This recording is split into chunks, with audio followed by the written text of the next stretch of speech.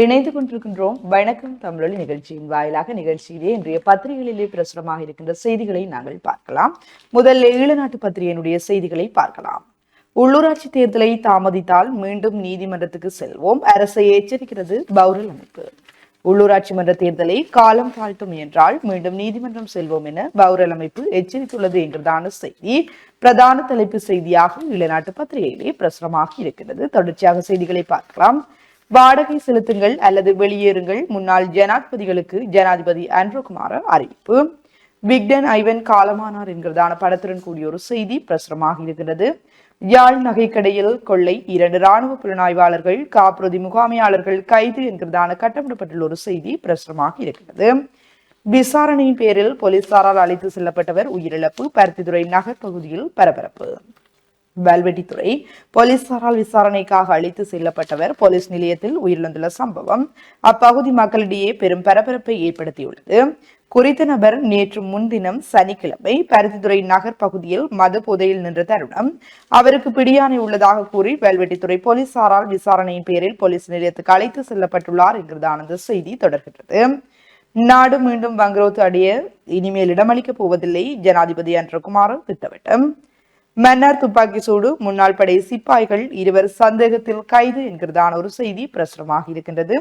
முத்திரையிடாத தராசின் மூலம் நேற்று நெல் கொள்வனவு மோசடி, கிளிநொச்சியில் மடக்கி பிடித்த மக்கள் என்கிறதான ஒரு செய்தி. சீனாவை அடுத்து அமெரிக்கா பயணிக்கிறார் ஆண்ட்ரோகுமார. இலங்கைக்கு வருகிறார் பிரிட்டன் மூத்த அதிகாரி என்கிறதான செய்திகள் முதற்பக்க செய்திகளாக ஈழநாட்டு பத்திரிகையிலே பிரசுரமாக இருக்கிறது. தொடர்ச்சியாக உட்பக்க செய்திகளை பார்க்கலாம். தைப்பூச நன்னாளிலிருந்து திக்கம் வடிசாலை இயங்கும், அமைச்சர் சந்திரசேகர் உறுதி. வடமராட்சி திக்கம் வடிசாலை எதிர்வரும் தைப்பூச நாளிலிருந்து இயங்கும் என பனை அபிவிருத்தி சபை தலைவர் சகாதேவன், கடற்தொழில் நீரியல் வளத்துறை அமைச்சர் சந்திரசேகர் ஆகியோர் தெரிவித்துள்ளனர் என்கிறதான அந்த செய்தி தொடர்கிறது. யாழில் மழை காற்றால் 49 குடும்பங்கள் பாதிப்பு என்கிறதான படத்துடன் கூடிய ஒரு செய்தி. திமிங்கல அம்பருடன் யாழில் ஒருவர் கைது. பாவற்குளத்தின் நீர்வரத்து அதிகரிப்பு, 4 வான்கதவுகள் நேற்று திறப்பு, மக்களை அவதானமாக இருக்குமாறு கோரிக்கை என்கிறதான ஒரு செய்தியும் பிரசுரமாக இருக்கிறது. சீரற்ற காலநிலையால் நெற்செய்கை பாதிப்பு, சீரற்ற வானிலையால் அறுவடை பாதிப்பு என்கிறதான ஒரு செய்தி. கிழக்கு மாகாண பாடசாலைகளுக்கு விடுமுறை. கிழக்கு மாகாணத்தில் உள்ள அனைத்து அரசு பாடசாலைகளுக்கும் இன்று விடுமுறை அளிக்கப்பட்டுள்ளதாக கிழக்கு மாகாண ஆளுநர் தெரிவித்துள்ளார். குளத்தில் தவறி விழுந்து 7 மாத குழந்தை மரணம் என்கிறதான ஒரு செய்தி பிரசுரமாக இருக்கின்றது. வவுனியா நெல்லுக்குளத்தில் பண்பாட்டு பொங்கல் விழா என்கிறதான படத்துடன் கூடிய ஒரு செய்தி. சந்நிதியான் ஆச்சிரம வாராந்த நிகழ்வு என்கிறதான படத்துடன் கூடிய ஒரு செய்தி பிரசுரமாக இருக்கின்றது. கோப்பாய் மக்களுடன் ரஜீவன் எம்பி சந்திப்பு. தொடர்ச்சியாக செய்திகளை பார்க்கின்ற போது குருநகரில் கடும் காற்று, மாதா ஆலயம் பல வீடுகளின் கூரைகள் தூக்கி வீசப்பட்டன என்கிறதான ஒரு செய்தி.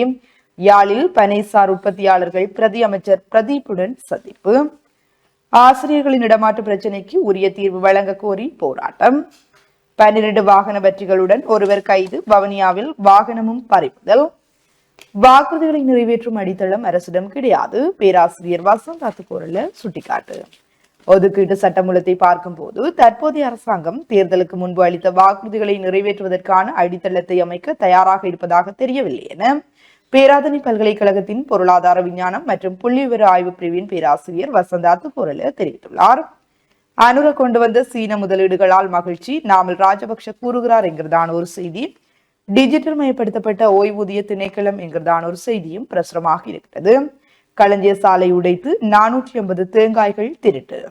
தென்னந்தோட்டத்தில் உள்ள களஞ்சிய சாலையின் கதவு உடைக்கப்பட்டு 480 தேங்காய்கள் திருடப்பட்டுள்ள சம்பவம் பிபில போலீஸ் பிரிவில் பதிவு செய்யப்பட்டுள்ளது என்கிறதான ஒரு செய்தியும் பிரசுரமாக இருக்கிறது. 2293 கொள்கலன்கள் விடுவிப்பு. மர்ம உருவத்தால் அச்சத்தில் மக்கள் என்கிறதான ஒரு செய்தியும் பிரசுரமாக இருக்கின்றது. மக்களுக்கு நீதி வழங்குவது அரசாங்கத்தின் நோக்கம், பிரதமர் ஹரிணி அமரசூரிய. சலுகைகள் மற்றும் ஆதரவின் அடிப்படையில் நீதி கிடைக்காமல் பாதிக்கப்பட்ட மக்களுக்கு நீதியை பெற்றுக் கொடுப்பது அரசாங்கத்தின் நோக்கமாகும் என பிரதமர் கலாநிதி ஹரிணி அமரசூரிய தெரிவித்துள்ளார். 2 பஸ்கள் மோதி 35 பேர் காயம் என்கிறதான படத்துடன் கூடிய ஒரு செய்தி பிரசுரமாக இருக்கின்றது. ஆயுர்வேத மருந்து உற்பத்தியின் மருந்தின் தரம் உயர்வாக பேணப்படுவது அவசியம் என்கிறதான ஒரு செய்தி. நேற்றும் பல ரயில் சேவைகள் ரத்து என்கிறதான ஒரு செய்தியும் பிரசுரமாக இருக்கின்றது. எவ்வாறு ஆட்சி செய்வது என்பது அரசாங்கத்துக்கு தெரியவில்லை. எதிர்க்கட்சி தலைவர் சஜித் குற்றச்சாட்டு. வாக்குறுதி அளிக்கப்பட்ட உரமானியத்தையும் 33% மின்சார கட்டண குறைப்பையும் அரசாங்கத்தால் வழங்க முடியாது போயுள்ளதாக எதிர்க்கட்சி தலைவர் சஜித் பிரேமதாசு தெரிவித்துள்ளார். நீர்க்கட்டணங்கள் மறுசீரமைப்பு என்கிறதான ஒரு செய்தி. இனிப்பு பண்டங்களின் தரம் குறித்து ஆராய்வதற்கு முறைமை ஒன்று தேவை. விசேட வைத்தியர் சுரந்த பெரேரா என்கிறதான ஒரு செய்தியும் பிரசுரமாக இருக்கிறது. சதோச விற்பனை நிலையங்களை நாடு முழுக்க அதிகரிக்க தீர்மானம். மலையக மக்களுக்கு வழங்கப்பட்ட வாக்குறுதிகளை நிறைவேற்றுங்கள். மலையக மக்களுக்கான உரிமைகள் தொடர்பில் வழங்கப்பட்ட வாக்குறுதிகளை அரசாங்கம் நிறைவேற்ற வேண்டும். அவ்வாறு இல்லையேல் வீதியில் இறங்கி போராட்ட தயங்க மாட்டோம் என தொழிலாளர் தேசிய சங்கத்தின் தலைவரும் நுவரெலியா மாவட்ட நாடாளுமன்ற உறுப்பினருமான பழனி திகாம்பரம் எச்சரிக்கை விடுத்துள்ளார். நெற்களஞ்சிய சாலைகள் இராணுவத்தால் துப்புரவு என்கிறதான ஒரு செய்தியும் பிரசுரமாக இருக்கின்றது. சமுத்திர வான்கதவு திறப்பால் வெள்ளத்தில் மூழ்கிய வீதிகள். அம்பாறை மகாஓயா வீதி போக்குவரத்து தடை. நாட்டில் பெய்து வரும் அடைமழை காரணமாக அம்பாறை சேனநாயக்க சமுத்திரத்தின் வான்கதவுகள் நேற்று ஞாயிற்றுக்கிழமை திறக்கப்பட்டன. இதனால் பல வீதிகள் வெள்ளத்தில் மூழ்கின, போக்குவரத்தும் தடைப்பட்டன என்கிறதான ஒரு செய்தியும் பிரசுரமாக இருக்கிறது. காரைதீவு நேரு சன சமூக நிலைய பவள விழா ஏற்பாடுகள் மும்மரம் என்கிறதான படத்துடன் கூடிய ஒரு செய்தி. சாய்ந்தமரத்தில் உணவகங்களில் சுகாதாரம் பேணப்படவில்லையா, உடன் அறிவிக்குமாறு மக்களிடம் கோரிக்கை. சாரண ஆணையாளர்களுக்கு ஒரு நாள் விசேட செயலமர்வு என்கிறதான படத்துடன் கூடிய ஒரு செய்தி. மலேரியா தடுப்பு பிரிவின் ஒன்று கூடல் என்கிறதான ஒரு செய்தியும் பிரசுரமாக இருக்கிறது. தொடர்ச்சியாக உலக செய்திகள் பக்கத்தில் பார்க்கின்ற போது மீண்டும் போரை தொடங்க இஸ்ரேலுக்கு உரிமை உள்ளது. பிரதமர் நெதன்யாகு எச்சரிக்கை. போர் நிறுத்தம் அறிவித்த பின் இஸ்ரேல் கொடூர தாக்குதல். காசாவில் 28 குழந்தைகள் உட்பட 115 பேர் பலி. ஐநா மனித உரிமைகள் சபை கடும் கண்டனம். போர் நிறுத்தம் அறிவிக்கப்பட்டு சில மணி நேரத்திலேயே காசா மீது இஸ்ரேல் கண்மூடித்தனமான குண்டு வீசி தாக்குதல் நடத்தியுள்ளது.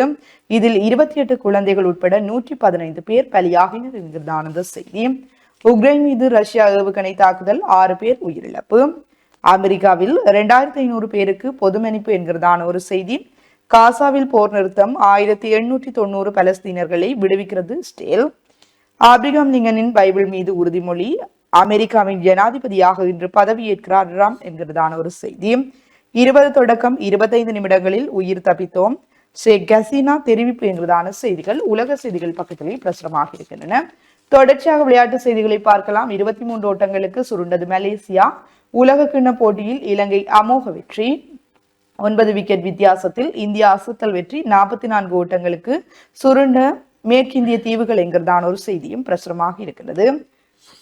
செய்தியாளர் சந்திப்பில் கோபமடைந்த ரோஹித் என்கிறதான ஒரு செய்தியும் விளையாட்டு செய்திகள் பக்கத்திலே பிரசுரமாக இருக்கின்றன. தொடர்ச்சியாக செய்திகளை பார்க்கின்ற போது யாழ்ப்பாண கலாசார மத்திய நிலையத்தின் பெயர் மாற்றத்தை வரவேற்கிறார் மோடி என்கிறதான ஒரு செய்தி.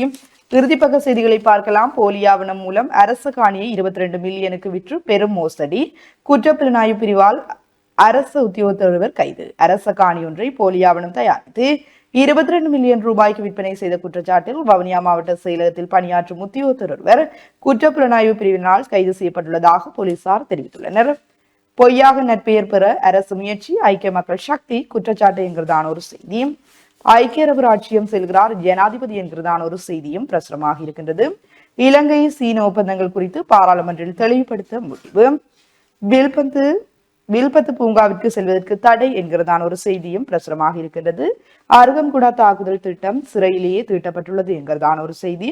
மோசமான வானிலையால் 4 மாவட்டங்களில் பாதிப்பு என்கிறதான செய்திகள் இன்றைய ஈழநாட்டு பத்திரிகையிலே பிரசுரமாக இருக்கின்ற முக்கிய செய்திகளாக அமைந்திருக்கின்றன. தொடர்ச்சியாக நாங்கள் வலம்புரி பத்திரிகையினுடைய செய்திகளை பார்க்கலாம்.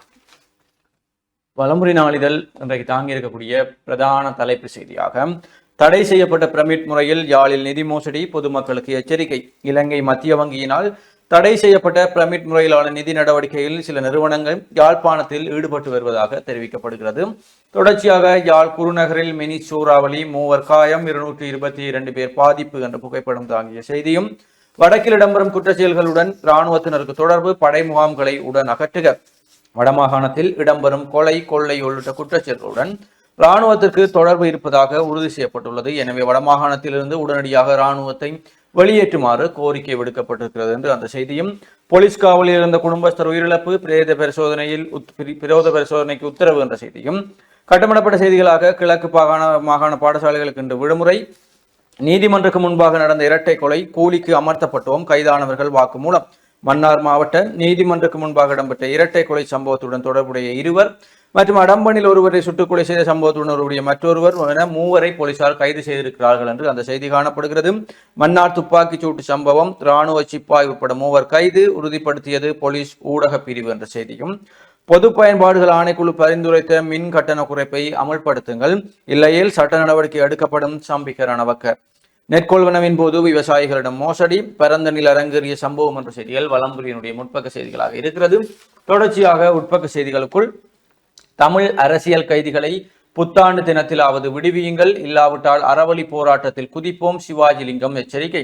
சித்திரை புத்தாண்டிலாவது தமிழ் அரசியல் கைதிகள் விடுவிக்கப்பட வேண்டும், இல்லாவிட்டால் வடக்கு கிழக்கை ஸ்தம்பிக்க வைக்கக்கூடிய ஒரு அறவழி போராட்டத்தை முன்னெடுக்க வேண்டும் என முன்னாள் பாராளுமன்ற உறுப்பினர் MK சிவாஜிலிங்கம் தெரிவித்திருக்கிறார். தொடர்ச்சியாக கந்தர பகுதியில் பேருந்து விபத்து, 58 பேர் காயம் என்ற செய்தியும், குருநகர் பகுதியில் காற்றினால் தூக்கி வீசப்பட்ட கூரைகள். யாழ் குருநகரில் நேற்று காலை 6:45 மணியளவில் வீசிய பலத்த காற்றினால் கொலை விலக்கி மாத ஆலயம் மற்றும் பல வீடுகளின் கூரைகள் தூக்கி வீசப்பட்டு சேதமடைந்துள்ளன. இந்த அனர்த்தத்தால் 30க்கும் மேற்பட்ட வீடுகள், பகுதி அளவில் புனித கொலை விலக்கி மாத ஆலய திருப்பண்ட அறைகள் முற்றாகவும் சேதமடைந்துள்ளன. அத்தோடு சில பகுதிகளுக்கும் பகுதி அளவில் சேதமாகியுள்ளது என்று அந்த செய்தி புகைப்படம் தாங்கிய செய்தியாக காணப்படுகிறது. இலங்கை வருகிறார் பிரித்தானிய இந்தோனேசிய பசிபிக் செயலாளர் என்ற செய்தியும், திருவள்ளுவர் கலாச்சார மத்திய நிலையம் பிரதமர் மோடி வரவேற்பு என்ற செய்தியும் காணப்படுகிறது. விளையாட்டு செய்திகளுக்குள் 2025 ICC சாம்பியன்ஸ் டிராபிக்கான இந்தியன் அணி அறிவிப்பு என்ற செய்தியோடும், தொடர்ச்சியாக சாவச்சேரி வைத்தியசாலையில் இடம்பெற்ற இரத்த தான முகாம் என்ற புகைப்படம் தாங்கிய செய்தியும், சீனாவை தொடர்ந்து அமெரிக்க விஜயம் என்ற செய்தியும் காணப்படுகிறது. தொடர்ச்சியாக உள்நாட்டு செய்திகளுக்குள் சந்தையில் அரிசி வாங்கும் நிலையில் இன்றைய விவசாயிகள் கவலை வெளியிட்ட விவசாயிகள், நாட்டில் ஏற்பட்டுள்ள சீரற்ற காலநிலை காரணமாக விவசாயிகளாகிய நாங்களும் அரிசியை கடைகளிலேயே கொள்வனவு செய்ய வேண்டிய நிலை ஏற்பட்டுள்ளது என விவசாயிகள் கவலை தெரிவித்திருக்கிறார்கள். பெருந்தோட்ட பிரதி அமைச்சரை சந்தித்த பனைசார் உற்பத்தி ஏற்றுமதியாளர்கள் என்ற புகைப்படம் தாங்கிய செய்தியும், நீர்வரத்து அதிகரிப்பால் பாவற்குளத்தின் 4 வான்கதவுகள் திறப்பு, அவதானமாக இருக்குமாறு அனர்த்த முகாமைத்துவ பிரிவு தெரிவிப்பு என்ற செய்தியும் காணப்படுகிறது. தொடர்ச்சியாக வெளிநாட்டு செய்திகளுக்குள் 3 மணி நேர தாமதத்தின் பின் அமலுக்கு வந்தது இஸ்ரேல் ஹமாஸ் போர் நிறுத்தம். காசாவில் நீண்ட காலமாக எதிர்பார்க்கப்பட்ட போர் நிறுத்தம் 3 மணி நேர தாமதத்துக்கு பின் நடைமுறைக்கு வந்துள்ளது என்ற அந்த செய்தியும், பதவியேற்கிறார் ட்ரம்ப், பலப்படுத்தப்பட்ட பாதுகாப்பு, அமெரிக்காவின் 47வது ஜனாதிபதியாக ட்ரம்ப் இன்று பதவியேற்கிறார், தலைநகர் வாஷிங்டனில் உள்ள பாராளுமன்ற கட்டடத்தில் பதவியேற்பு விழா நடைபெற உள்ளது என்று அந்த செய்தி காணப்படுகிறது. ஒரே நாளில் 2500 பேருக்கு பொது மன்னிப்பு வழங்கிய ஜோ பைடன் என்ற செய்தியும், ஈரான் உச்ச நீதிமன்றில் நீதிபதிகள் சுட்டுக்கொலை, ஈரானில் பரபரப்பு என்ற செய்தியும் காணப்படுகிறது. தொடர்ச்சியாக விளம்பரினுடைய உள்நாட்டு செய்திகளுக்குள் இலங்கையில் ஆபத்தாக மாறும் துப்பாக்கிச் சூட்டு சம்பவங்கள் பின்னணி குறித்து பகீர் தகவல் என்ற செய்தியும், ஊழல் ஒழிப்பு பிரிவினரால் முன்னாள் அமைச்சர் கைது, அனுரவின் சீன பயணம் விமர்சிக்கும் நாமல் என்று கட்டமிடப்பட்ட செய்தியும், இலங்கையின் பணவீக்கம் மேலும் உயரலாம் மத்திய வங்கி ஆளுநர் தெரிவிப்பு என்ற செய்தியோடும், சிறந்த சுற்றுலா இடமாக இலங்கை தெரிவு என்ற செய்தியும் காணப்படுகிறது. தொடர்ச்சியாக விளம்பரினுடைய இன்றைய ஆசிரியர் தலையங்கமாக இனத்தின் பெரும் சொத்து குழந்தை சண்முகலிங்கம் என்று குழந்தைமா சண்முகலிங்கம் ஐயா அவர்கள் பற்றி அந்த கட்டுரை தொடர்ந்து செல்கிறது. தொடர்ச்சியாக மீனவர் பிரச்சினைக்கு தீர்வு காண ஸ்ரீதரன் எம்பியூடாக முயற்சி, வடமராட்சி வடக்கு சங்கம் தெரிவிப்பு. பாராளுமன்ற உறுப்பினர் ஸ்ரீதரனூடாக வடக்கு மாகாணத்திலிருந்து 10 பேர் கொண்ட குழு ஒன்று இந்தியாவிற்கு பேச்சுவார்த்தைக்கு செல்வதற்கான வழிவகைகளை நாங்கள் செய்து கொண்டிருக்கிறோம், அது கூடிய விரைவில் கைகூடலாம் என வடமராட்சி வடக்கு கடத்தொழிலாளர் கூட்டுறவு சங்க சமாசத்தின் உபதலைவர் வர்ணகுலசிங்கம் தெரிவித்திருக்கிறார். கிளீன் ஸ்ரீலங்காவின் உயரிய நோக்கி இனமத வேறுபாடுகளை களைவதே கடத்தொழில் அமைச்சர் சந்திரசேகர் என்ற செய்தியும், கஞ்சாவுடன் இளைஞன் கைது என்ற கட்டமிடப்பட்ட செய்தியும், பெற்றோரின் பாராமுகத்தால் குழந்தை நீரில் மூழ்கி பலி என்ற செய்தியும் காணப்படுகிறது. இதுதான் வலம்புரி நாளிதழ் இன்றைக்கு தாங்கி இருக்கக்கூடிய செய்திகளாக இருக்கிறது. தொடர்ச்சியாக உதயன் நாளிதழோடு இணைந்திருப்போம். உதயன் பத்திரிகையினுடைய செய்திகளை நாங்கள் பார்க்கலாம். சீனாவின் முதலீடுகளால் இலங்கைக்கு ஆபத்தே, கடன் சுமைகள் அதிகரிக்கும், இந்திய தூதுவர் எச்சரிக்கை என்கிறதான கட்டமிடப்பட்டுள்ள ஒரு செய்தி பிரசுரமாக இருக்கின்றது. படையினரின் சில ஆயுதங்கள் பாதாள குழுக்களின் வசம், நாட்டில் பயங்கரமான நிலைமை, ஆயுதங்களை மீட்போம் என அனுர சூளுரை. இராணுவத்தினர் வசம் இருந்த சில ஆபத்தான ஆயுதங்கள் பாதாள குழுக்களிடம் சென்றுள்ளன. அத்துடன் பாதாள குழுக்களிடம் பணம் பெற்று துப்பாக்கி சூடு நடத்துபவர்களும் இராணுவத்துக்குள் இருக்கவே செய்கின்றனர் என்று ஜனாதிபதி அன்றகுமார் திசாநாயக்க தெரிவித்துள்ளார் என்கிறதான செய்தி பிரதான தலைப்பு செய்தியாக உதயன் பத்திரிகையிலே பிரசுரமாக இருக்கின்றது. ஜனவரி 27ஆம் தேதி யாழ் வருகிறார் அனுர என்கிறதான வினாக்குறியுடன் கூடிய ஒரு செய்தி பிரசுரமாக இருக்கின்றது. மகிந்தவின் வீடு மீளப் பெறப்படும், ஜனாதிபதி அன்று விடாப்பிடி என்கிறதான ஒரு செய்தி. முன்னாள் எம்பிக்களின் ஓய்வூதியத்துக்கும் ஆப்பு.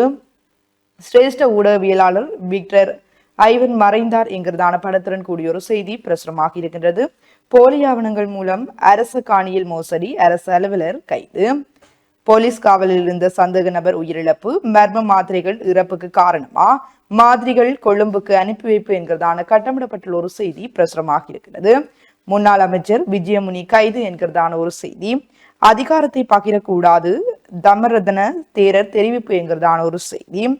இலங்கை போக்குவரத்து சபை அசம்பந்தம் மக்கள் போராட்டம் என்கிறதான படத்துடன் கூடிய ஒரு செய்தி பிரசுரமாக இருக்கின்றது. தொடர்ச்சியாக உட்பக்க செய்திகளை பார்க்கின்ற போது, பொறுப்பு கூறலில் இருந்து நடுவ இலங்கையை அனுமதிக்காதீர், சட்டத்தரணி அம்பிகா சுட்டிக்காட்டு. ஐநா மனித உரிமைகள் சபையால் முன்னெடுக்கப்பட்டு வரும் இலங்கையின் கடந்த கால மீறல்கள் தொடர்பான ஆதாரங்களை திரட்டும் பொறிமுறையானது ஏதேனும் ஒரு மட்டத்தில் தொடர வேண்டியது அவசியம் என்கிறதான செய்தி தொடர்கின்றது. இலங்கை வரும் பிரிட்டன் செயலர் என்கிறதான படத்துடன் கூடிய ஒரு செய்தி. கதிரை சின்னத்தில் கூட்டணியாக சுதந்திர கட்சி என்கிறதான அந்த செய்தி பிரசுரமாக இருக்கிறது. ஐக்கிய தேசிய கட்சி இன்று கூடுகிறது. கல்கிசையில் துப்பாக்கி சூடு என்கிறதான கட்டமிடப்பட்டுள்ள ஒரு செய்தி பிரசுரமாக இருக்கிறது. குழந்தை கொலை, தாயார் கைது. இந்தியாவிலிருந்து உப்பு இறக்குமதி என்கிறதான ஒரு செய்தி. புதிய முதலீடுகள் சீனாவால் இல்லை, சம்பிக்க தெரிவிப்பு. ஜனாதிபதி அன்றகுமார திசாநாயக்கவின் சீன விஜயத்தின் போது புதிய முதலீடுகள் எவையும் கிடைக்கப்பெறவில்லை என முன்னாள் அமைச்சர் பாட்டிலி சம்பிக்கரணவுக்கு தெரிவித்துள்ளார். சுத்தம் செய்யப்படும் களஞ்சிய சாலைகள் என்கிறதான ஒரு செய்தி. அஸ்வெஸ்மர் 2ஆம் கட்டம் பணிகள் நாளை ஆரம்பம். மருந்து உற்பத்தி திறன் துரிதமாக்க நடவடிக்கை என்கிறதான ஒரு செய்தியும் பிரசுரமாக இருக்கிறது. சட்டம் அதிபர் திணைக்களத்தில் வெற்றிடங்கள் என்கிறதான ஒரு செய்தியும் காணப்படுகின்றது. தொடர்ச்சியாக உட்பக்க செய்திகளை பார்க்கலாம். கடல் உணவுகள் விலை உயர்வு. இலங்கை தமிழர் முருகையாவுக்கு உலக தமிழ் சாதனையாளர் விருது என்கிறதான படத்துடன் கூடிய ஒரு செய்தி பிரசுரமாக இருக்கின்றது. சீரற்ற காலநிலையால் அறுவடை பாதிப்பு. கணித பாடத்துக்கான இலவச கருத்தரங்கு. வடக்கு மாகாண தந்தை செல்வா நட்பணி மன்றத்தினால் காப்போத்த சாதாரண மாணவர்களுக்கான கணித பாட இலவச கருத்தரங்கு சுழிபுரம் விக்டோரியா கல்லூரி மண்டபத்தில் நாளை செவ்வாய்க்கிழமை காலை 8:30 மணியிலிருந்து நண்பகல் 12 மணி வரை நடைபெறவுள்ளது என்கிறதான செய்தியும் பிரசுரமாக இருக்கின்றது. நிர்வாகிகள் தெரிவு என்கிறதான கட்டமிடப்பட்டுள்ள ஒரு செய்தியும் பிரசுரமாக இருக்கின்றது. இந்த ஆண்டில் மேலும் பணவீக்கம் உயரும், மத்திய வங்கி ஆளுநர் ஆரூடம். இந்த ஆண்டு இலங்கையின் பணவீக்கம் மேலும் உயரக்கூடும், அதற்கமைய பணவீக்கத்தை 5% பேண எதிர்பார்க்கப்படுவதாக இலங்கை மத்திய வங்கி ஆளுநர் நந்தலால் வீரசிங்க தெரிவித்துள்ளார். போலீசார் ஆட்சேர்ப்பு என்கிறதான கட்டமிடப்பட்டுள்ள ஒரு செய்தி. லஞ்ச ஊழல் 77 அரசு ஊழியர்கள் கடந்த ஆண்டில் கைது. 2 பஸ்கள் நேருக்கு நேர் விபத்து, 40 பேர் காயம் என்கிறதான ஒரு செய்தியும் பிரசுரமாக இருக்கின்றது. வில்பத்து பூங்காவிற்கு செல்வதற்கு தடை என்கிறதான செய்தி. இடமாற்றங்களில் பாரபட்சம் தீர்வில்லாவிட்டால் போராட்டம், இலங்கை ஆசிரியர் சங்கம் தெரிவிப்பு. ஆசிரியர்களின் இடமாற்றங்களின் போது அரசியல் தலையீடுகள், பாரபட்சம் உள்ளிட்டவைகளை தவிர்ப்பதற்கு உரிய அதிகாரிகள் நடவடிக்கை எடுக்காவிடின் தொடர்ச்சியான போராட்டத்தில் குதிப்போம் என்று இலங்கை தாய்மொழி ஆசிரியர் சங்கம் தெரிவித்துள்ளது. இந்திய மீனவர் அட்டூழியம், ஸ்ரீதரன் தலைமையில் குழு பேச்சு நடத்த இந்தியாவுக்கு என்கிறதான ஒரு செய்தி பிரசுரமாக இருக்கின்றது. அரிசி தட்டுப்பாட்டை தீர்க்க கூட்டுறவு சங்கங்கள் முன்வருக என்கிறதான ஒரு செய்தியும் பிரசுரமாக இருக்கின்றது. மாநகர சபைக்கான கட்டடம் முழுமையாக கையளிக்குக ஆணையாளர் வேண்டுகோள் என்கிறதான ஒரு செய்தியும். குருநகரில் பலத்த காற்றால் வீடுகள் சேதம் என்கிறதான ஒரு செய்தியும் பிரசுரமாக இருக்கிறது.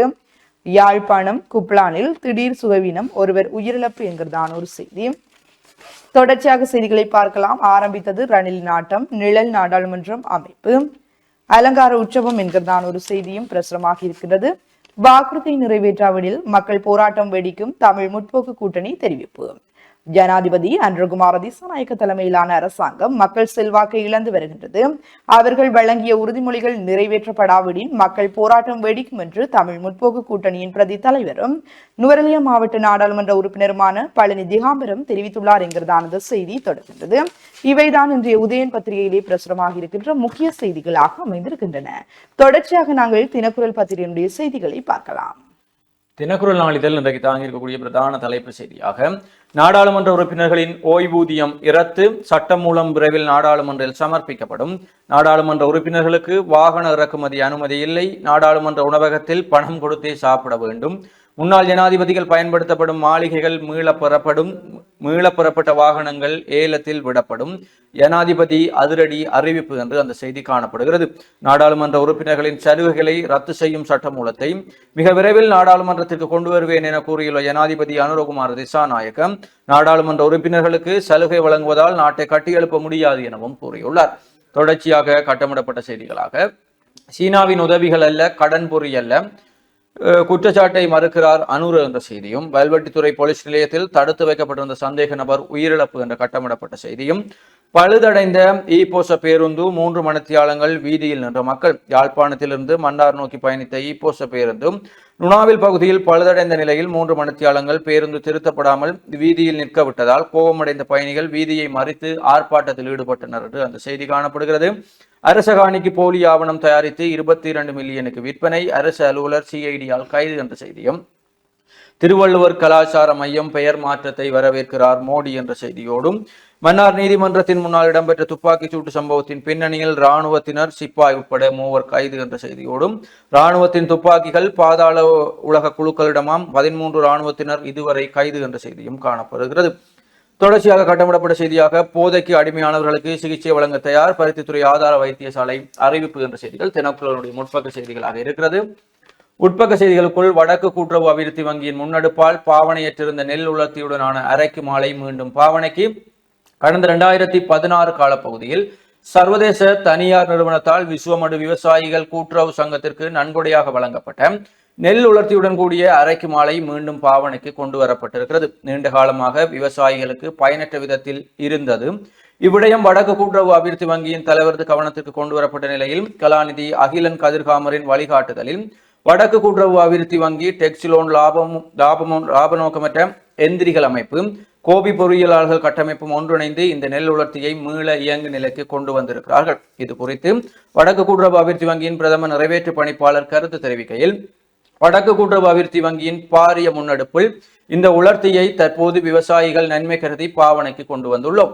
இவ் நெல் உலர்த்தி மூலம் நாளொன்றுக்கு 32,000 கிலோ ஈர நெல்லை 15 தொடக்கம் 20 மணித்தியாலங்களில் உலர்த்த முடியும் எனவும், வடக்கில் சீரற்ற காலநிலையால் விவசாயிகள் நெல்லை உலர விடுவதில் பாரிய இன்னல்களை எதிர்நோக்குகிறார்கள். இவ்வுலர்த்தியை பயன்படுத்தி அதிகபட்சமாக 40% ஈரமான நெல்லை கூடவும் உலரவிட முடியும் என்றும், நேற்று முதல் இவ்வுலர்த்தியை விவசாயிகள் நெல் கொள்வனவில் ஈடுபடும் பலநோக்கு கூட்டுறவு சங்கங்களுக்கு வினைத்திறனான முறையில் பயன்படுத்தலாம் எனவும் தெரிவித்தார். தற்போதைய அரசாங்கம் தேசிய உற்பத்தியில் 10% நெல் கொள்வனவு செய்ய தீர்மானித்துள்ளது. கூட்டுறவு சங்கங்கள் வடக்கு கூட்டுறவு அபிவிருத்தி வங்கியோடு இணைந்து இயங்காத ஆலைகள் உலர்த்திகளை இயங்கு நிலைக்கு கொண்டு வர முடியும் எனவும் அவர் தெரிவித்திருக்கிறார். தொடர்ச்சியாக நீர்க்கட்டண மறுசீரமைப்பு தொடர்பிலும் பரிசீலியுங்கள் என்ற செய்தியும், தேசிய மக்கள் சக்தி அரசினால் வாழ்க்கை செலவு அதிகரிப்பு என்ற செய்தியும் காணப்படுகிறது. தினக்குரலுடைய உட்பக்க செய்திகளுக்குள் குருநகரில் வீசிய கடும் காற்று, பரந்தன பல வீட்டு கூரைகள், ஆலய கூரை சேதம் நேரில் சென்று ஆராய்ந்த அமைச்சர் என்ற செய்தியோடும், ஈழத்தமிழ் அரங்கின் பிதாமகரை இழந்து தவிக்கிறது நாடக உலகு, யாழ் புத்தாங்க அரங்க இயக்கம் அஞ்சலி என்ற செய்தியும், அழிவுக்கான நட்டஈட்டு கொடுப்பனவை வழங்குக விவசாயிகள் கோரிக்கை, எமது நெற்செய்கை சீரற்ற காலநிலையினால் அழிவடைந்துள்ள நிலையில் விவசாய காப்புறுதி கூட்டுத்தாபனம் உரிய வகையில் பார்வையிட்டு அழிவுக்கான கொடுப்பனவை வழங்க வேண்டும் என கிளிநொச்சி விவசாயிகள் கோரியிருக்கிறார்கள். பாரபட்சமின்றி இடமாற்றங்களை நடைமுறைப்படுத்துவது அவசியம், ரஜீவன் ஜெயமூர்த்தி என்ற செய்தியோடு, 20% மின் கட்டண குறைப்பு இல்லாவிட்டால் சட்ட நடவடிக்கை, பாட்டாளி ரம்பிக சனவக்க எச்சரிக்கை, 209 நெல் களஞ்சியங்களை துப்புரவு செய்யும் இராணுவம் என்ற செய்தியும், சீன கடன் பொறிக்குள் நாட்டை தள்ளியது ராஜபக்சர்கள் அல்ல, அப்படி சொன்னவர்கள் இன்று சீனாவிடம் தஞ்சம். ராஜபக்சர்கள் சீனாவின் கடன் பொறிக்குள் நாட்டை தள்ளியதாக கடந்த காலங்களில் குற்றம் சாட்டியிருந்த ஜேவிபியினர் இன்று சீனாவிடம் தஞ்சம் புகுந்துள்ளனர் என்ற செய்தி காணப்படுகிறது. தொடர்ச்சியாக நீதி மறுக்கப்பட்டுள்ள மக்களுக்கு நீதி கிடைப்பதை உறுதி செய்வோம், அதுவே அரசின் நோக்கமாகும் பிரதமர் என்ற செய்தியும், நோய் தாக்கம், சீரற்ற காலநிலை, நெல்லின் தரம் சற்று பாதிப்பு, பிரதிப்பணிப்பாளர் சஞ்சீவன் என்ற செய்தியும் தினக்குரலுடைய இன்றைய செய்திகளாக இருக்கிறது. நிகழ்ச்சியிலே தொடர்ச்சியாக ஒரு சிறிய விளம்பர இடைவெளியை தொடர்ந்து மீண்டும் சந்திப்போம்.